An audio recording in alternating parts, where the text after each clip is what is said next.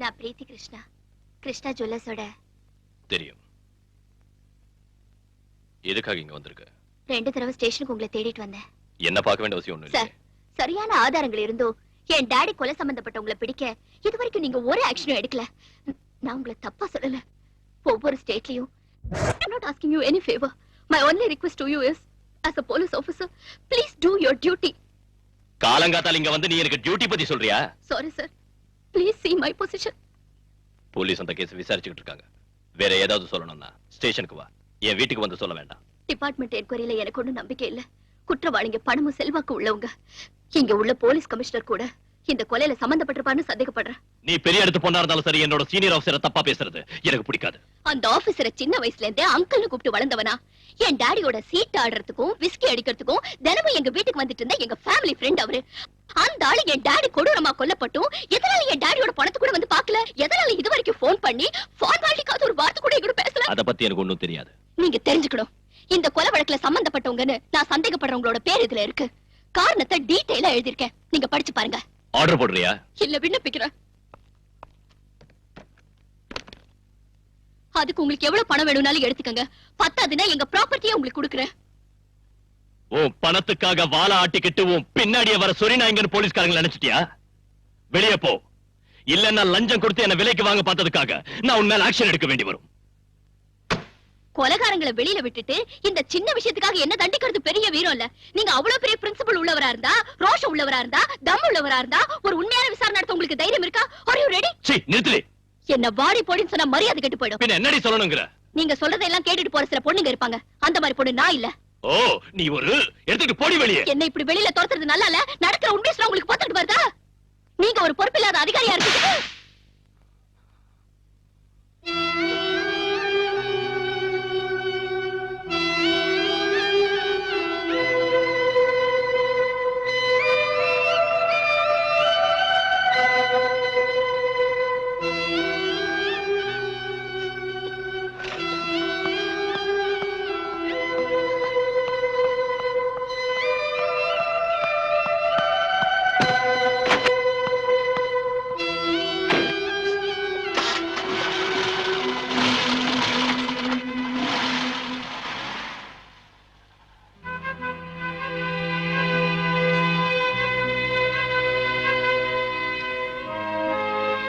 Sir, நான் உங்களுக்காக பல இடங்கள்ல வாதாடி இருக்கேன். பலராம் சாரு மத்த சர்க்கிள் இன்ஸ்பெக்டருங்க மாதிரி இல்ல, டீசென்டான ஆளு, லஞ்சம் வாங்குறது இல்ல, குடிக்கிறதா இருந்தாலும் மத்தவங்களாட்டம் ஓசியில குடிக்கிறது இல்ல, பொறுக்கித்தனம் பண்றது இல்ல, தப்பு பண்றது இல்ல. அப்புறம் இல்ல, இப்ப இங்க இருந்து வெளியே போன பொண்ணு பரவாயில்ல, ஓகே தான். உங்களுக்கு தெரியாதுன்னு நினைக்கிறேன், எங்க போலீஸ் அசோசியேஷனோட தீர்மானத்தை அரசாங்கம் ஏத்துக்கிட்ட விஷயம். முன்ன மாதிரி மேலதிகாரிகளோட வீட்டு வேலை செய்யறதுக்கும் திட்டு வாங்கறதுக்கும் கான்ஸ்டபிளுங்க இப்ப தயாரா இல்ல. இனி ராஸ்கல் சொன்னா என்னடா செய்வ? பொறுக்கி. என்னடா? நீங்க எங்க போகணும்னு சொல்லியே. கமிஷனர் வீட்டுக்கு.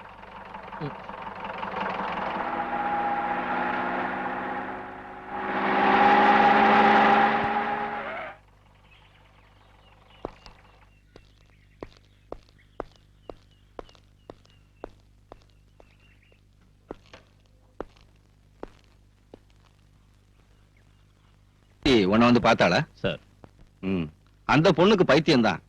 அவங்க அப்பாவுக்கு கள்ளக்கடத்தல்காரங்களோட கனெக்ஷன் இருக்குன்னு தெரிஞ்ச உடனே நான் அவர் ஃப்ரெண்ட்ஷிப்பை விட்டுட்டேன். அதுக்கப்புறம் அவங்க வீட்டுல ஸ்மக்லிங் கோல்ட பிடிச்சப்போ நான் தான் காட்டி கொடுத்தேன்னு சொன்னான். இப்ப கொலகாரங்கிறா. அன்னைக்கு நடந்த ரெய்ட்ல கஸ்டம்ஸ் அதிகாரிங்க கிருஷ்ணமூர்த்தி வீட்டுல கைது செஞ்சது வேற ஒரு ஆளா தானே சார்? இங்க வாடகை குற்றவாளிகளுக்கா பஞ்சம்? பணத்தை கொடுத்தா இங்க எந்த குற்றத்தையும் ஏத்துக்கிறதுக்கு ஆளுங்க இருக்காங்க. அவ சொல்றதை நம்பி போனா நாம வம்பல மாட்டிக்குவோம். இவ்வளவு கன்ஃபார்மா ஒரு பொண்ணு சொல்லியும் நாம அதை அவாய்ட் பண்ணனா பிரச்சனை வரும் சார். அவ ஏதாவது பிரைவேட் இன்வெஸ்டிகேஷன் ஏற்பாடு பண்ணிட்டா then you proceed. Daily investigation ரிப்போர்ட்டை என்கிட்ட காட்டணும் சார். பாலுக்கு ஒரு பிளேட் வை. வேண்டாம் சார்.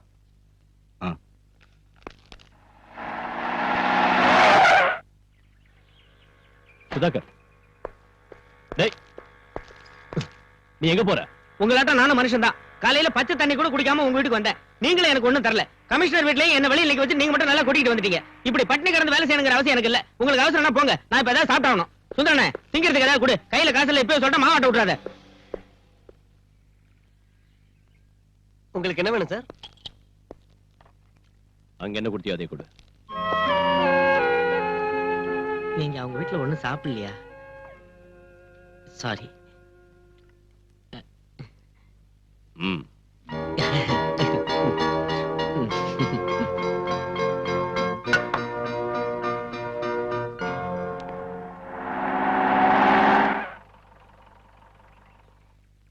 பிரீத்தி இல்லையா? இருக்காங்க, உள்ள வாங்க.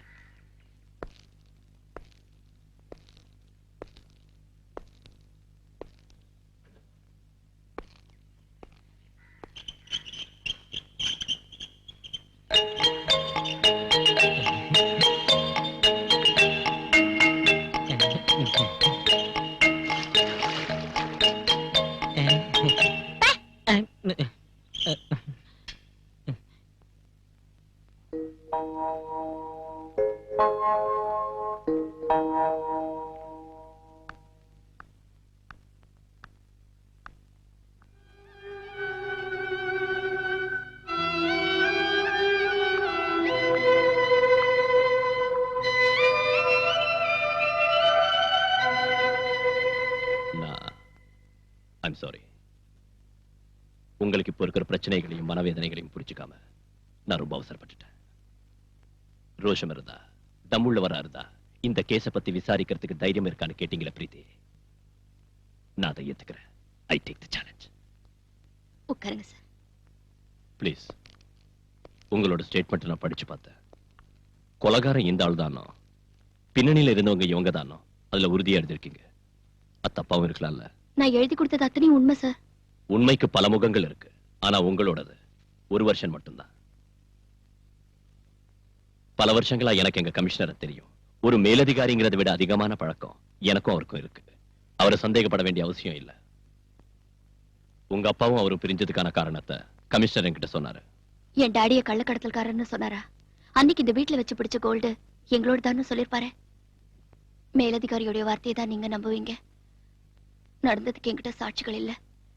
உதவி செய்வாங்கன்னு நினைச்சவங்களே இந்த மாதிரி போய் சொல்றப்போ சத்தியம் ஒரு நாள் வெளியில வராது. நீங்க இங்க வருவீங்கன்னு நான் நினைக்கவே இல்லை. உங்களை பார்த்தது எனக்கு கொஞ்சம் ஆறுதலா இருக்கு. ஒரு புது தெம்பு கிடைச்ச மாதிரி இருக்கு. ஆனா இனி நான் சொல்றதுக்கு ஒண்ணும் இல்ல. சொல்லியும் பிரயோஜனம் இல்ல. நீங்க எதுவும் சொல்லலன்னா நான் இங்க வந்ததுலயும் பிரயோஜனம் இல்ல. நான் உங்க வாக்குமூலம் வாங்கத்தான் வந்தேன். சொல்லுங்க. டிக்ரூஸ் ஜெயில இருந்து வெளியில வந்ததும் பயமுறுத்தின விஷயத்த பல தடவை நான் கமிஷனர் கிட்ட சொன்னேன். அவர் கண்டுக்கவே இல்ல. என் டாடி இறந்தப்ப கூட முதல்ல நான் உதவி கேட்டு போனது கமிஷனரோட வீட்டுக்கு தான். ஆபீஸ்லயும் வீட்டுக்குள்ளேயும் என்ன அவங்க விடல, பார்க்க அனுமதிக்கல. பல தடவை கான்டாக்ட் பண்ண, பிரயோஜனம் இல்ல. என் டாடியோட அட்வொகேட் கூட என் வார்த்தையை நம்பல. அதுக்கப்புறம் தான் நான் உங்களை குவார்டர்ஸ்ல வந்து பார்த்தேன். அதுல கூட எனக்கு கிடைச்ச அனுபவம். அதை மறந்துடுங்க ப்ளீஸ். அந்த டிக்ரூஸோட முழு பேர் என்ன சொல்லுங்க. டிக்ரூஸ் பெரேரா.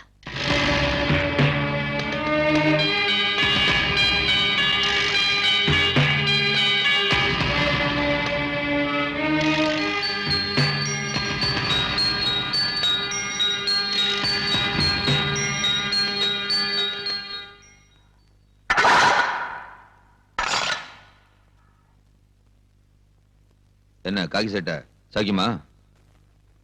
வாங்கடா.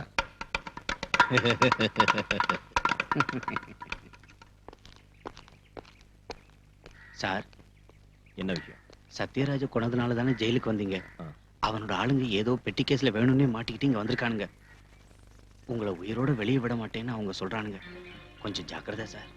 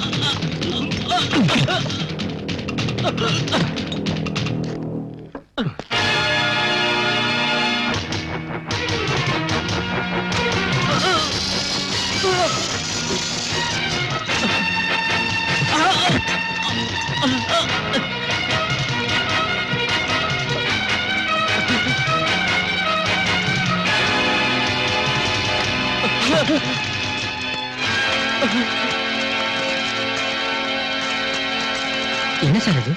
ஹெராயின். அதுக்கு ஃபாரின் மார்க்கெட்ல கிலோவுக்கு 1 கோடி ரூபாய்க்கு மேல மதிப்பு இருக்கிற விஷயம் உங்களுக்கு தெரியுமா? எதுக்காக அவனை அந்த இடத்துல இருக்க சொன்னீங்க? போட்டு கரை சேரத்துக்கு அவ்வளவு சேஃப்டியான இடம் வேற இல்ல. சேஃப்டி. அந்த ஏரியாவுல உங்களுக்கு ஏகப்பட்ட செல்வாக்கு இருக்குன்னு சொன்னீங்க. மந்திரிங்க கூட உங்க பாக்கெட்ல இருக்காங்கன்னு சொன்னீங்க. என்னாச்சு இன்னைக்கு? பணம் போனா பரவாயில்ல. இந்த பவுடர் எங்க இருந்து வந்துச்சுன்னு வெளியே தெரிஞ்சா எல்லாரும் மாட்டிக்குவோம். அந்த மாதிரி நடக்காதுங்க மேடம். எனக்கு ஒரு சந்தர்ப்பம் கொடுங்க, நான் சரி பண்ணிடுறேன். அவ்வளவுதான் காட்ட முடியும், அதுக்கு மேல காட்ட முடியாது. மத்த கம்பெனிகள் காட்டலாம், ஆனா எங்க கம்பெனி காட்டாது.